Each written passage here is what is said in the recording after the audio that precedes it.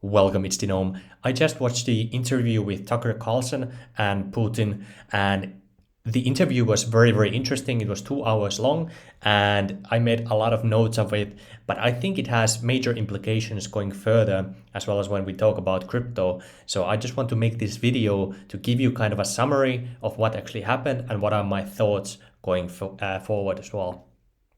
So right now, as of making this video, this media is not actually working. So I actually watched the interview from this YouTube channel called Meet Kevin. So he basically made a live reaction. So it was more than 2 hours long, and this was great because it was, first of all, more entertaining when someone is reacting to what is being talked, as well as he was able to fact check some things, as well as give some context to the discussion that was happening here. So this was very, very interesting. Also, his summary, 22 minutes, was very interesting as well. So I highly recommend to watch these videos as well. Or you can watch the original interview whenever it goes back to the X platform.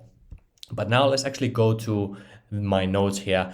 So what basically happened is, in the first 30 minutes or 40 minutes of the interview, Putin actually gave a history lesson of what is Russia. So Russia was actually founded already over 1,000 years ago. So it's a very, very old country with very old traditions, and it has withstanded the test of time. So originally, it seems like it was like a kingdom, and there was bloodlines who were ruling over Russia. But then the bloodlines split, and there was some situation, and power shifted. So eventually, it became, as we know it, the Federation of Russia, or the Russian Federation. And then, of course, it became the USSR, and there was some situation there with the Poland and Ukraine as well. But there was never a country called Ukraine until the Second World War. So there was a situation with Germany against Poland, and I don't know how much of it is true, but at the end of all of those things that happened, it was basically the Nazi Germany that was able to pull Ukraine out of Russia. And then, of course, Russia was fighting against the Nazis in the Second World War, so they were able to defeat Nazis on the Russian land as well. But then USSR became a big thing, and eventually Ukraine started to have its own identity. The Nazis were supporting that idea. Even Poland was supporting that idea because Poland wanted more, basically, security against Russia as well. So there was a lot of politics around Ukraine becoming Ukraine, and not necessarily by the Ukrainian people themselves, but from other countries as well, because it helped them protect their countries more. I don't know if I'm getting this absolutely right, but this is coming from basically Putin, so I didn't fact check the full story behind it. But Ukraine is a very, very new country, and after Ukraine was conceived, it has had a lot of influence from other countries nearby it, trying to influence where it goes. And there were some Nazis left in Ukraine who also wanted power. So even now you can see symbols of the Nazi symbols in Ukrainian army in some parts of it. So what Russia is trying to do is a denazification of Ukraine, basically. That's what they are saying is the goal. They try to make it as a noble deed that Russia is doing a good thing for Ukraine. But obviously that's like a small minority of Ukrainian identity and small minority groups, even though some of them are in the army. As far as I was able to fact check, it is still a minority. But the fun fact was that last year, Zelensky actually went to Canada, and he took a war veteran of the Second World War with him to Canada, and the Canadian government actually gave a standing applause 2 times to Zelensky and the war veteran who fought against Russia. And turns out that war veteran was actually an SS soldier for the for the Ukrainian army. So he was a Nazi, at the worst kind that there is. So Canadian government gave a standing applause to a verified Nazi. So Putin used that as a tool. But anyways, the history there, he talked about NATO, and basically the escalations for war by Putin was that Russia was left out of NATO. That was the first thing. So the NATO was formed to increase the security of Europe, basically, as well as EU was originally conceived as a protection, so we will not have another world war in the world, as well as the UN was basically founded for that very reason as well. But Russia was left out of NATO. Not sure if Russia actually wanted to go there, but Putin was talking with George Bush about joining NATO as a opportunity or as a possibility, and Bush was for it, but the agencies in United States were against it, so they basically left Russia out of NATO. So for that, Putin back then didn't really think much of it. He just said, okay, that's fine, we can find other ways to collaborate. And then NATO, of course, kept expanding to other countries. That's another escalation. And then there was the operation where these NATO countries were started to militarize, basically against Russia. So USA wanted to, or NATO wanted to build missile systems on the Russian border here. And then Russia had an idea actually to enhance the security by doing a cooperation with the missile systems.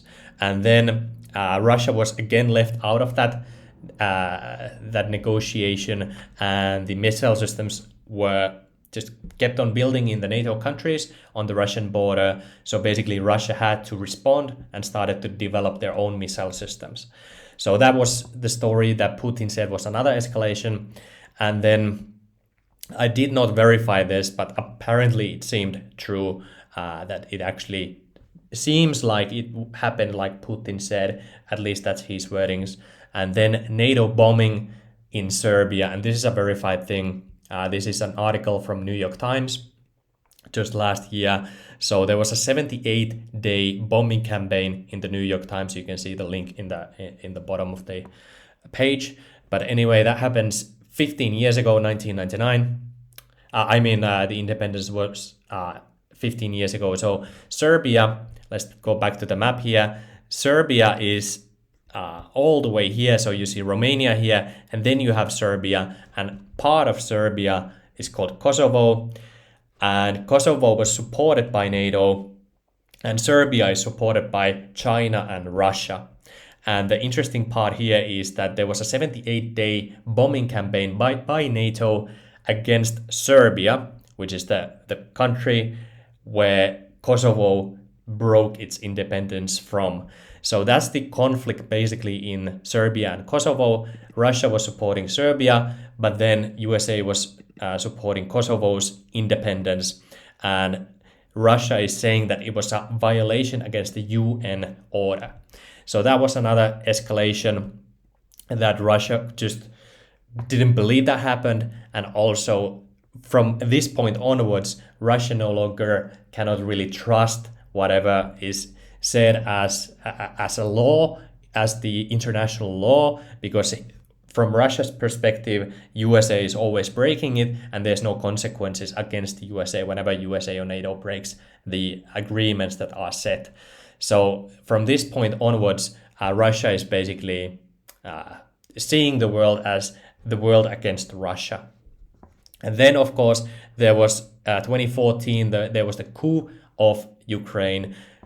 According to Putin, it was done by CIA, and I have watched a couple of documentaries about it, and in my opinion, it certainly does look like it was actually funded by CIA, the coup of Ukraine in 2014. So before that, in the independence of Ukraine, it says that it's supposed to be a neutral country, and because Ukraine was part of Russia long time ago for hundreds and hundreds of years, and then it was a completely new country, and Russia basically, from their perspective, they were open and they wanted peace with everybody, so they let Ukraine become its own country.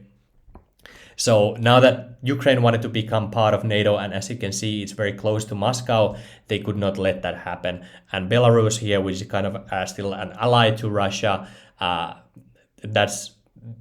Russia is letting Belarus have their independence. Of course, they have their influence there, but when the NATO missiles come so close to Moscow, Russia just cannot allow it. So 2014, Putin is talking about the bombings in Donbass, which is a city at the border here, and seeing the Russian ethnicities basically getting slaughtered, they had to also support this defense here to protect their own border as well as to support the ethnicities. So that's basically what happened after 2014. So in 2014, there has been a lot of hostilities in the border here from Ukraine side and Russian side. And I don't know who is right or wrong here, but it's very well documented that there have been a lot of bombings and a lot of violence at the border here in Ukraine and Russia. So when Russia actually pulled the trigger, they think that they were completely justified, because you see I'm going back to the Meet Kevin's notes here, and this photo here just basically shows you the NATO expansion. So these are all NATO countries, and here is the date when they actually joined NATO. So you can see NATO is becoming closer and closer and closer to Russia all the time here. So Russia did not like that one. So Russia responded by attacking Ukraine, basically. And some things, of course, in the interview were quite interesting, gives you a lot of context. Some things I cannot take as face value, but one key point of the talk is that the sanctions that are against Russia haven't worked basically at all. So Russia actually grew, the Russian economy grew by 5.5% in 2023. So when we actually take a look at it, here we're looking at tradeeconomics.com website, and these numbers are from 2023. You can see Russia had a very, very high growth rate in 2023, higher than 2022. And when we take a look at the EU countries, you're looking at single digits basically, or less than single digits. So even in some countries, you're looking at negative growth. So despite all of the sanctions, Russia is doing fine. Before the war, Russia was actually using almost half of its exports in US dollars, and they had no idea of using another currency, although I think they did because of the NATO expansion. But when the war broke, the trade still continued, but they actually started using the Russian ruble, they started using the yuan. So before the war, 3% of Russian exports were done in yuan, but now it's 30%. So they've 10x'd the exports in yuan, and they are still exporting the goods, services, and mostly just the raw ingredients to other countries, but it's just not done in United States dollars anymore.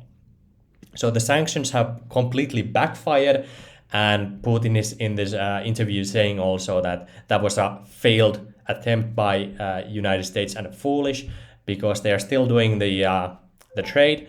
The trade has grown, and it's hurting the United States dollar, which is the weapon to keep them in power in the world as well.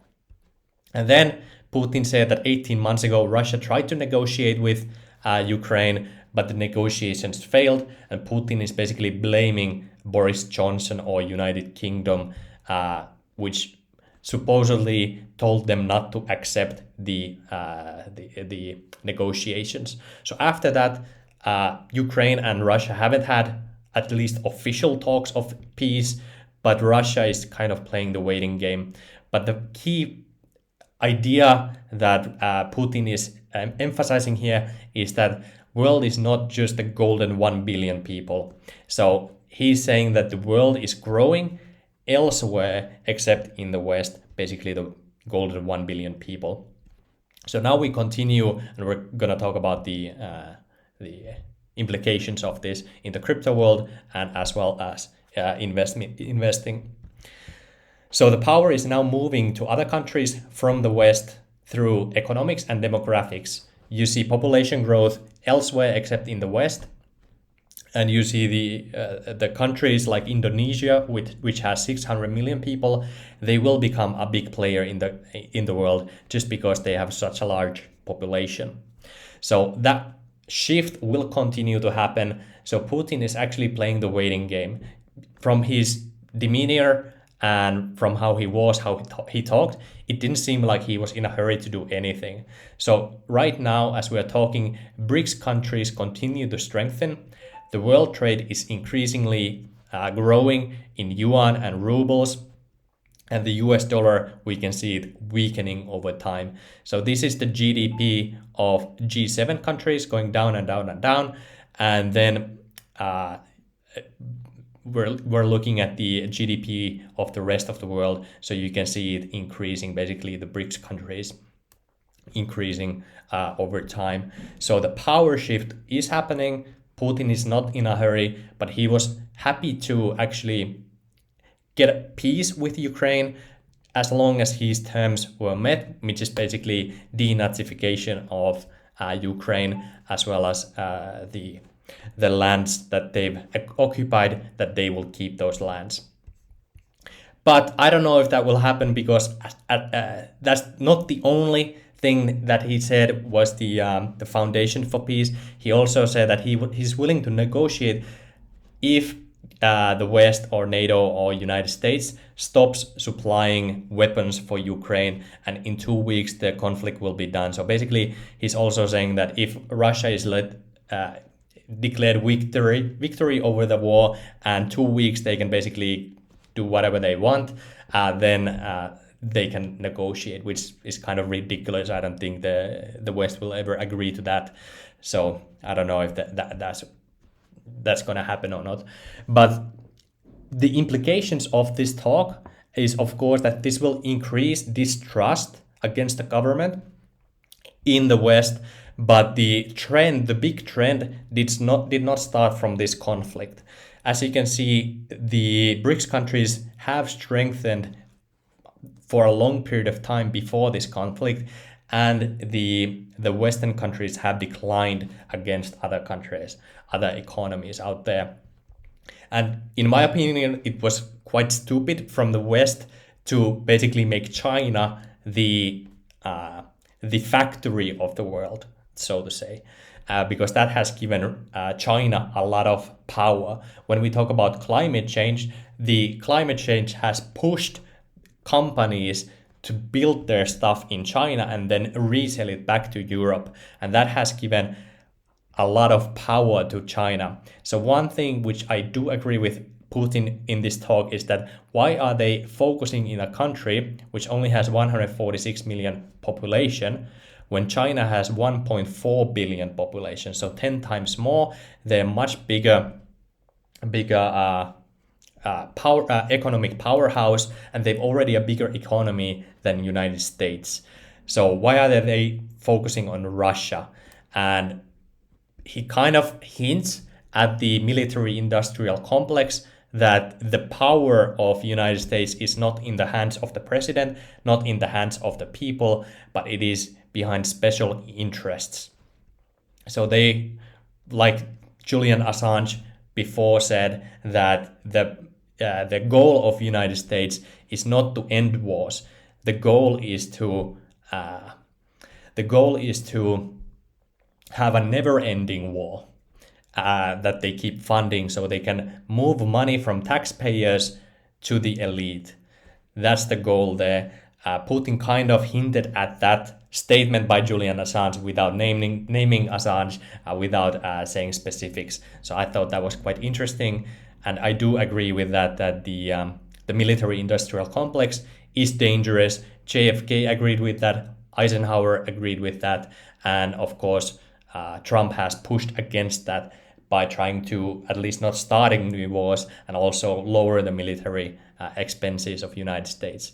So there's a situation right now where Putin doesn't have to respond to anything. He's waiting for negotiations to actually start, because what he thinks is that Russia has a lot of backing economically. They have their military, which can withhold the Ukrainian aggressive here.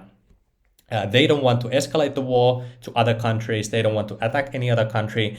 They just want peace here, and they want, like, if you think from Russia's point of view, their economy is growing. They don't want to attack other countries, of course, because they are growing. They're not in a hurry. But it's the West who is trying to cling to power, of course, that is motivated in this war to hold their ground, hold their power over the world. So Russia, as long as they can play the long game, they will continue to strengthen if the trends continue as they are. So from that point of view, I do also think that the West will continue to go down as the rest of the world continues to climb in relation to the West. So unless something changes, and something of course could change, but this war is not gonna be it. So Putin is not in a hurry to negotiate any bad deal in Ukraine right now. And he's kind of waiting for the elite in Europe and United States to realize it. And for now, they cannot negotiate a peace deal, because that would be a blow against their egos, a blow against their power. So what he's saying, that they are waiting for the elite to realize that they've already lost, and that they have a way out where they can basically save face, where they are not embarrassed or anything like that. But as long as the West cannot escape the conflict without losing face, they will continue to fund the war. That's basically what Putin is saying, that right now negotiations are useless because the West has not decided how they can get out of this fight without losing face. So I don't know how things will escalate. What I do know is that this trend will probably continue, and that as that continues to move this way, it means that the United States dollar will continue to weaken. So if you are holding United States dollars, that's probably bad, because they continue to inflate the money supply. So you want to have assets. Doesn't really matter what assets you hold, but having assets will give you protection against inflation and against this losing power. Also, you probably don't want to hold yuan too much, or you don't want to hold Russian ruble, because they are inflating the money supply as well. So that's where we kind of come to Bitcoin, in my opinion. So Bitcoin has a fixed supply, and crypto is a growing trend as well. And you are not tied to this world conflict either. So that's why I like crypto. Banks, they can be sanctioned by governments. Your assets can be frozen. With crypto, your assets cannot be frozen as long as you have self-custody.